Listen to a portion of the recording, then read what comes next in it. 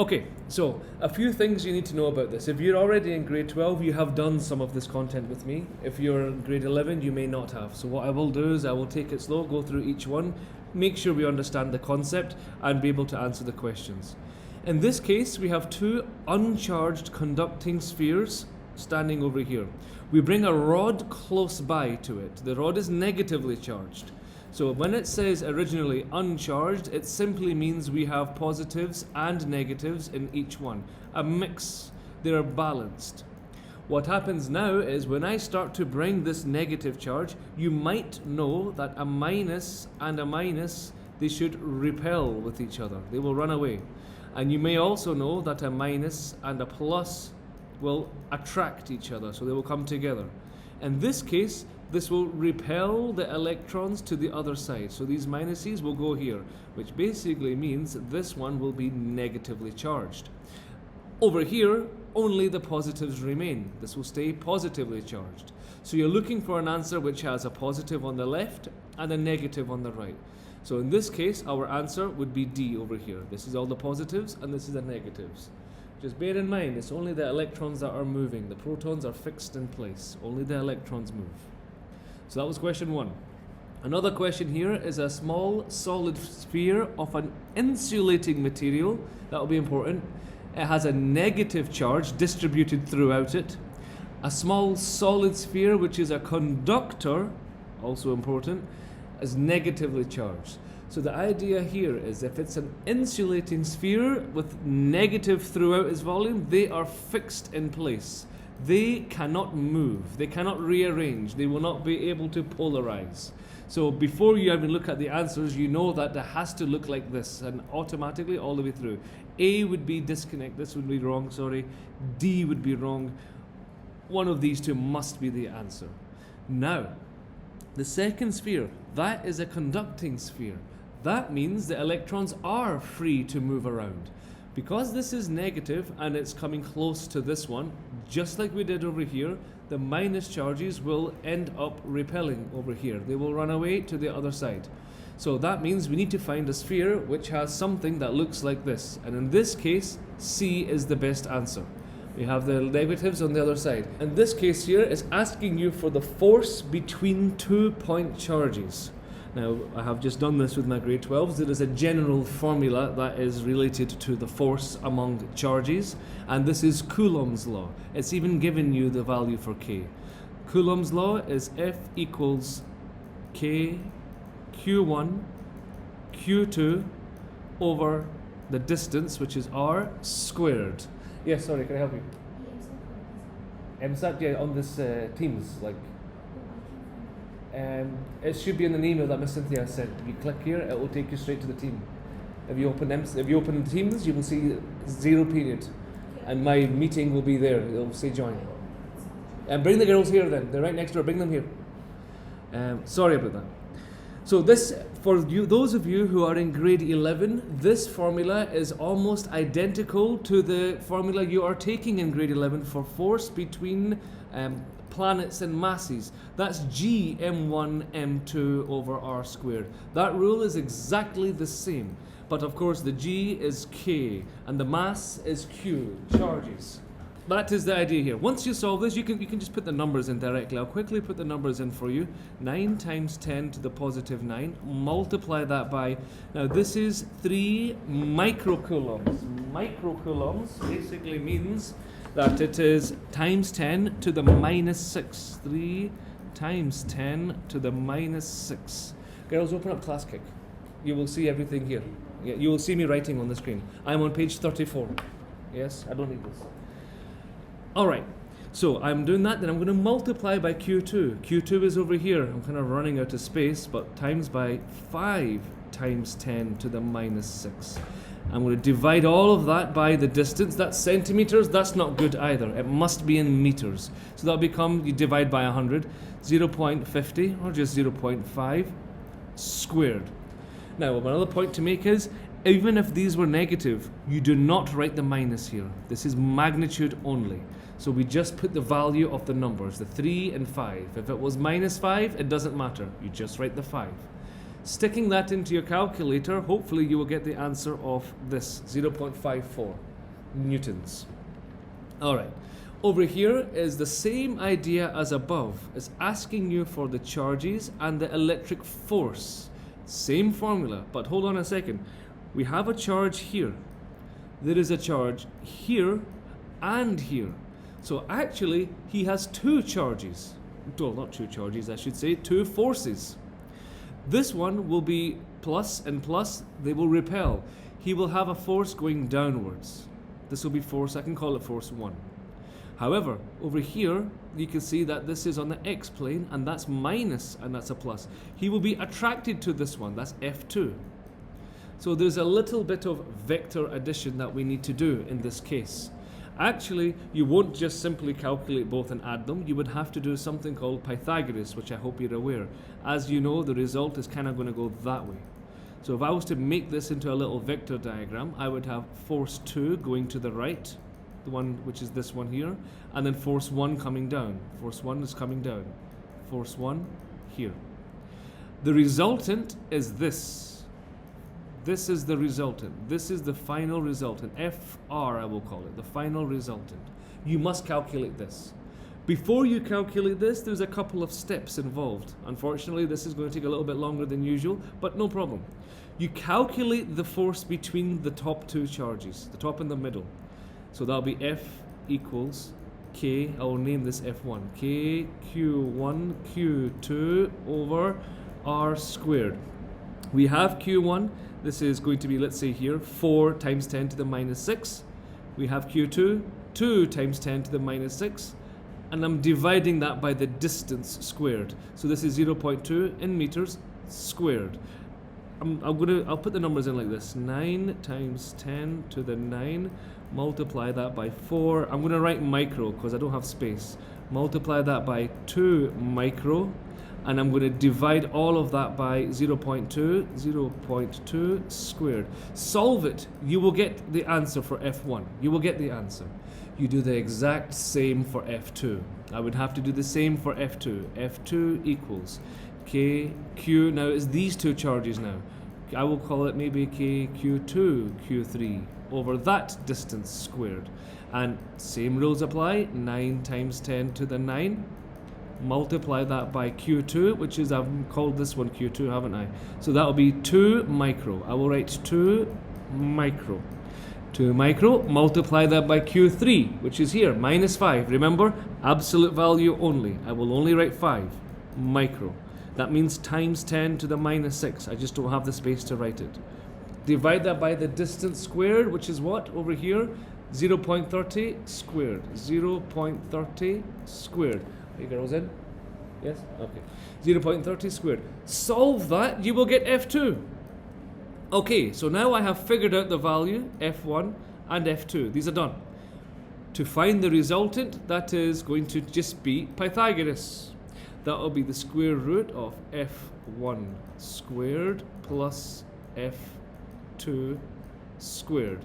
And if you're following and you try and solve it with your calculator, you should hopefully get this answer over here. So give that a try and let me know how you get on. Now this one here, I'm going to have to erase the writing here, unfortunately. I'll erase that. There we go. For this one here, we have two parallel plates with a distance apart. I can see V and I can see a distance. It's asking me for an electric field. In my mind, automatically, I'm going to be thinking about the formula, which the grade 12s will be doing soon. The formula for this one is simply VED. V equals ED. I call it VED. A nice and simple formula. It's asking for E, so all I will do is rearrange it. I will write E equals V divided by D, which of course we have 300. And I'm going to divide that by the distance between the plates. That's 1 centimeter. That's not useful. It has to be in meters. 0.01. Divide by 100. If you do that, you will get this number here. Easy peasy. Now this is another question about charge going through plates. You can see a plus and a minus. By the way, if you see a plus and a minus, that is a difference of potential. The field will be going from positive to negative, like this. So that means if you have a charge inside here, a positive charge, let's say I had a positive charge, he will be attracted to the minus. If I had a negative charge, he'll be attracted to the positive. So in this case, we have a positive charge entering this field. You need to know the x and the y components of this field. So we're going to have to figure this out. The x component of the field is horizontal, which is going to the right. For some reason there's no answer here. Oh, there is. Okay, never mind. It's hidden. This is going to the right. Horizontally will be unaffected. You will know this if you did this in grade 9 and 10, even grade 11, you're doing equations of motion and you're doing projectile motion, you're doing free fall. You will realize horizontally is unaffected. There is no acceleration horizontally. I think we're back. There is no acceleration horizontally. Thank you, mister. Can you record the session? Yes, I'm recording it. Yes, where am I? Here we go. So yes, horizontally, no acceleration. So the x, I need to look for something that is going in a constant motion. So A is good and B is good. C is also good. D is definitely wrong. Horizontally, no acceleration. But vertically, there is an acceleration. It's going to be pushed down this way. It's going to be given a vertical acceleration downwards. So I need to look for something that's going to give me a vertical speed going downwards. In this case, this is going here and eventually obviously it will stop. This is constant, so it cannot be A anymore. C is saying it's going to be positive and negative. Well, that's not the case over here, so unfortunately that is not true. It is not starting with a vertical speed. Initially it only has a horizontal speed. It doesn't have a vertical speed. However, as it goes into the field, it gets faster and faster and faster until it hits the ground. So the vertical speed starts from 0 because originally it was going to the right only. Then it speeds up. So this is a bit of graph matching stuff. So you need to get used to the speed time graphs, acceleration graphs. It will be in those lessons. Now, I'm going to move over to the next page over here, page 35.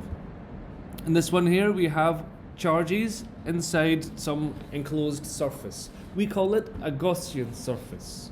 So in this case, you need to find the flux. It's actually really simple. You don't need to do any calculations here. If you wanted to find the flux, this is the flux, and there's a symbol we use. It's just a circle with a line through it. You just take all the enclosed charges and you divide it by a value called epsilon naught. And you don't actually need to go ahead and do it. So all I'm looking for is all the enclosed charges in any of my circles. You can see that in this surface 1, which I'm assuming is the left one. Yes, surface 1. What is the flux inside? I see there are 2 charges inside. There are some charges outside. I don't care about the charges inside. The reason I don't really care is because when it has a field line coming out, it's going to come in this way and out that way. These two are actually cancelling each other out. The angle of 180 degrees will cancel the angle of 0 degrees. We will actually be studying this in a couple of weeks' time, so this is something that will be important. But for now, I don't care about anything outside of my surface, so you just ignore it.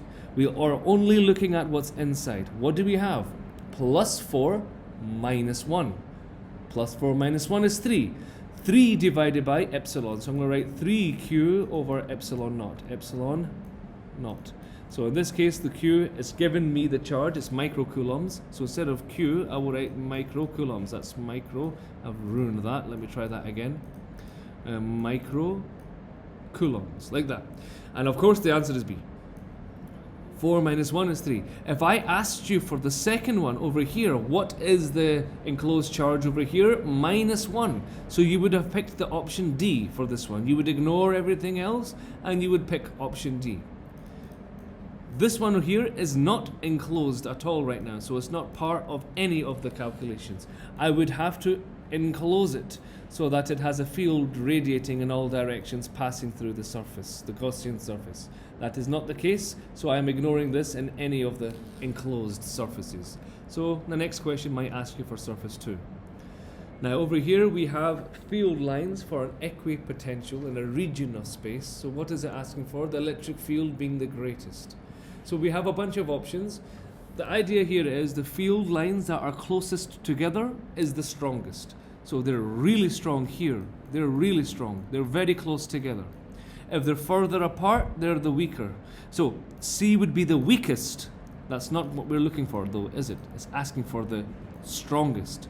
As you can see, A is closer to the center where all the lines are together. So A would be the answer, followed by B and D, followed by C, because that's quite far away from the other field lines.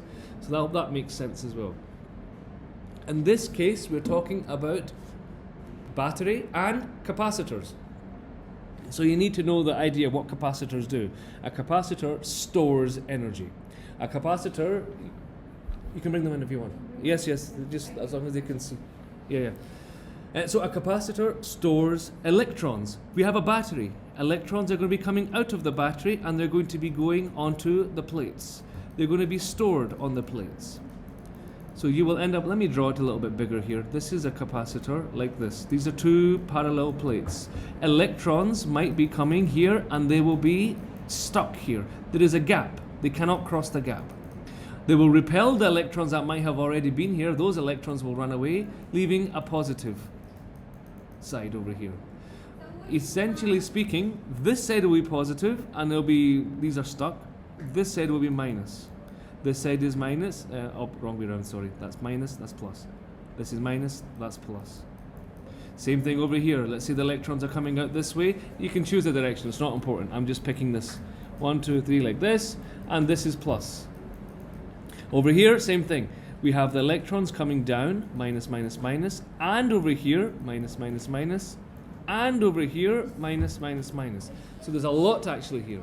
This is all plus, all plus, all plus. Welcome, girls. Now, this is saying which one stores the smallest charge. Now, let's have a look at what I've drawn. I have drawn the minuses on a bunch of the charges over here.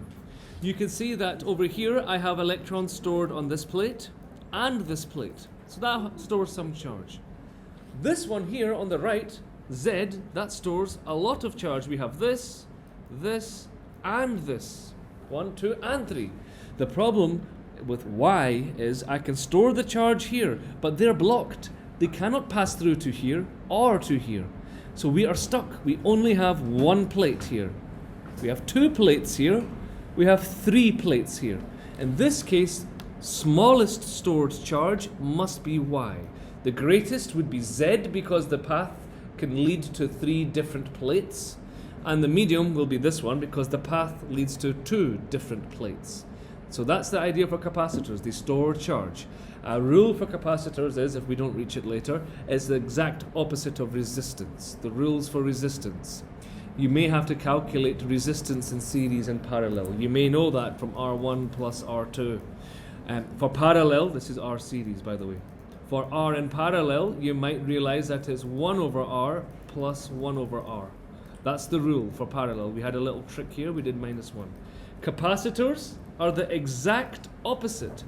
Capacitors in series will be the opposite. It will be 1 over C1 plus 1 over C2. That's a plus, by the way. C2. C1 and C2.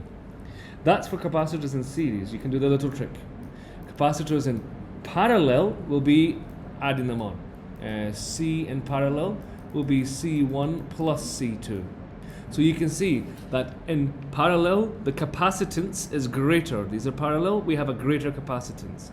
In series, we have a lesser capacitance, which makes sense. And this is a mix between the two, so in between. That's another reason why Y is correct, and it's good to know this in case you actually have to do some calculations on that. All right, next we have a variable resistor connected to a battery, and it's saying you have a graph, you have a line of best fit, find the potential difference, power and current. Right, so let us think about the formula for power and current. So we have a few formulas that has voltage and power. First of all, the one P equals IV, PIV. We also have P equals V squared over R. And just so you know, P equals I squared R. These are the 3 power formulas when it comes to circuits. If you see anything related to power, you think these 3 formulas. Now, I need to find the voltage for this idea. We have power and current. That's here, the first one. If you realize that the slope of the graph will be the same as rearranging this, V equals P divided by I.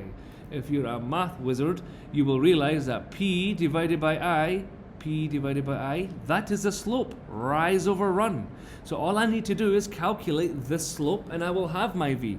I just need to pick 2 points and do my rise over run. The rise being the P, the run being the I. P divided by I, which is rise over run. Same thing. I will pick 2 points. I always pick 0 because that's easiest, because anything minus 0 is much easier. I will just go for something here. This is on the point. I see 6 and 1. The rise over 1 will become, rise over run, sorry, 6 minus 0 over 1 minus 0. And you can clearly see that is 6 over 1, which is 6 volts. And that's why the answer here is D. So this is the idea for power in graphs. So moving on to over here, you need to figure out how to find the voltage across resistor R. A voltmeter is always connected in parallel, as long as it's in parallel. I can see that there is only one resistor in this whole circle. So if I had 1 and 2, these are not really useful. That could be an ammeter here. I could have an ammeter here. What I would do is I would have a voltmeter to measure the energy coming in and the energy coming out. So 3 is a good place for a voltmeter, always parallel. 4 is also good for a voltmeter because all of this energy is literally getting shared with this resistor anyway. So if I put a voltmeter here or here, it's the same value. If this is 10 volts, well, the 10 volts will also be here because there's nowhere else for the 10 volts to go. So 3 and 4 is good for this. We are unfortunately running out of time. I think I've got only 5 minutes left. Is that right, Halima? Do I have 5 minutes left? Thank you. Yeah. Let's go on with this one now. Question 12. We have resistors connected to a battery. What is the reading on the ammeter A1? So let's have a look at this one here. My grade 12 students should be professionals with this by now. This is connected to the battery. So for the current through A1, I need to know the total resistance. To find the current, I total is what I need, which is V total over R total. Now, there's a small problem. I do have V total, but I don't have R total. I have these two in parallel, and they're in series with this one over here. So I need to figure out this parallel section. I will quickly go ahead and do that. 1 over 20 plus 1 over 30.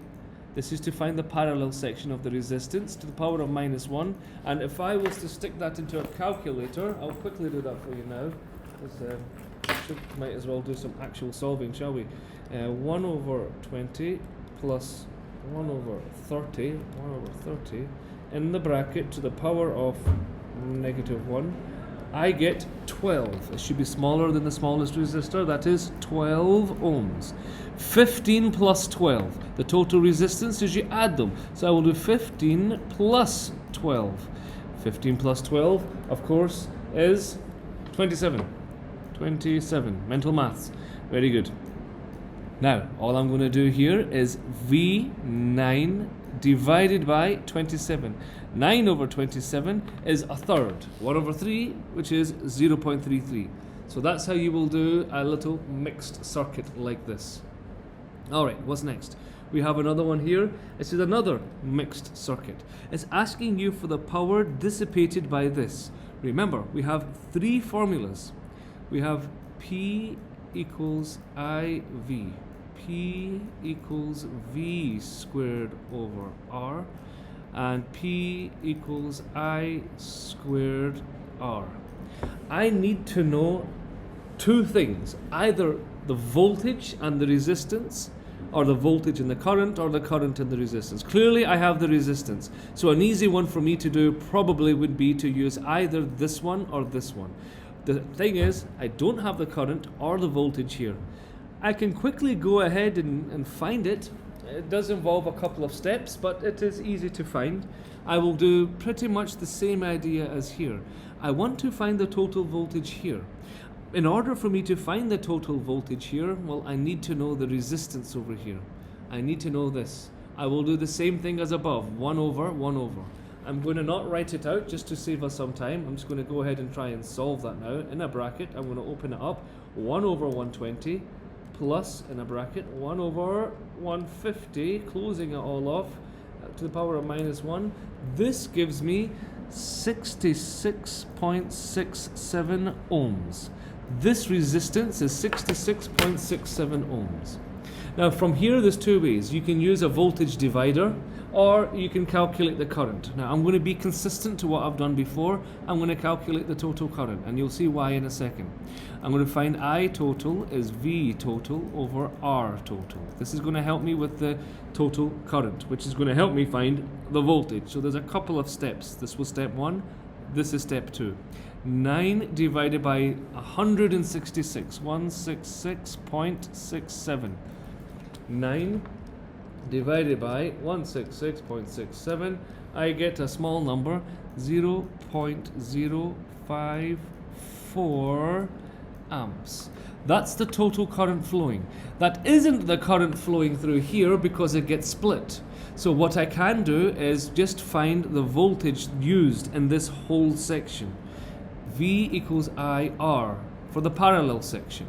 This is step number 3 now. I'm going to find V equals IR. What I'm going to do is use my current, 0.054, and I'm going to multiply that by this resistance over here, specifically this resistance over here, 66.67. So step number 3 is I'm finding the voltage in this section here. I could find the voltage here as well and just subtract it, but let's stick to what we've done now. So I'm going to take that, I'm going to times it by 66.67. I'm going to get an answer of 3.6 volts. Now I know the voltage across this resistor, these two resistors have the same voltage. This is the rule for voltage in parallel. I have the voltage and I have the resistance. I can now go ahead and use this formula here. I'm going to do P equals V squared over R. P equals 3.6 squared divided by R, which is 150.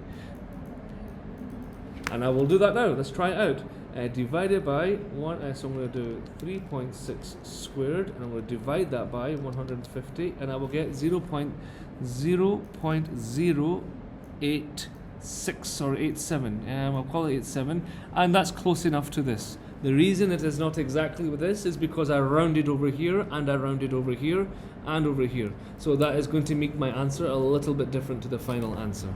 There is another way, which is a voltage divider, which might be a bit quicker, but I will deal with that with you in class, and I'll make a separate video, and I'll put it onto my YouTube channel for everyone to see. So for now, we are out of time. I'm going to have to stop there. I will continue doing EmSAT questions for videos, and I will share that on my channel. Thank you very much.